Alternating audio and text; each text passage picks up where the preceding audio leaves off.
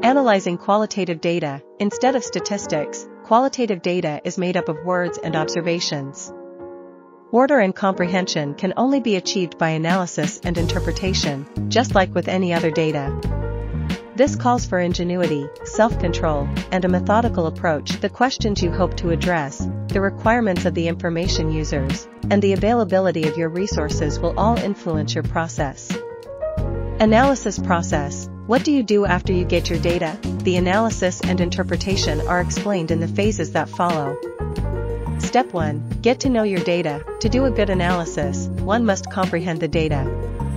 In qualitative analysis, this entails reading the text several times. You listen to tape recordings multiple times if you have any. While you review the facts, note any impressions you have. This perception might come in handy later.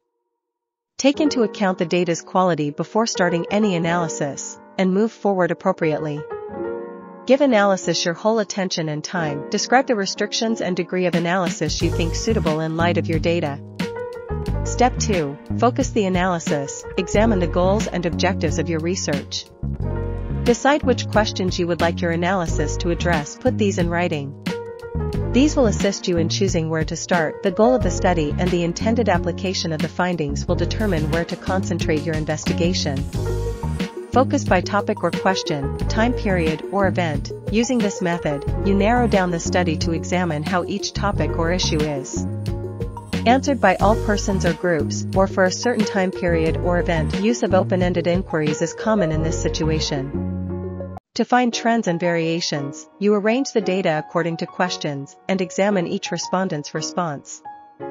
You combine all of the information from every query. The same method can be used for certain subjects, eras, or noteworthy occurrences.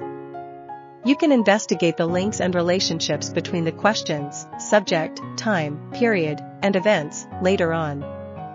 Step 3. Categorize information. In categorization, numerical codes are not assigned, unlike in quantitative analysis, where exclusive variables are labeled with predetermined codes or values. To give the words in front of you meaning. Determine any themes or trends, notions, behaviors, exchanges, situations, and words or phrases used.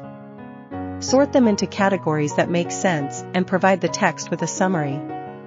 You may discover more topics that function as subcategories as you continue to categorize the data. Until all pertinent topics have been found and labeled, keep categorizing. Step 4. Identify patterns and connections within and between categories. By measuring the number of times a specific subject appears or the number of unique respondents who mention specific themes, you may demonstrate which categories appear more significant. The relative relevance is approximated by these counts.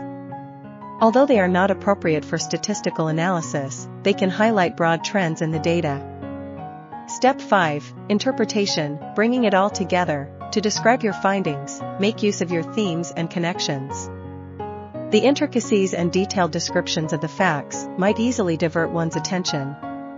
What does it all imply, though? What matters most of all? This process of giving the analysis context and meaning is known as data interpretation. Making a list of the salient features or significant conclusions you arrived at after classifying and organizing your data is a smart place to start.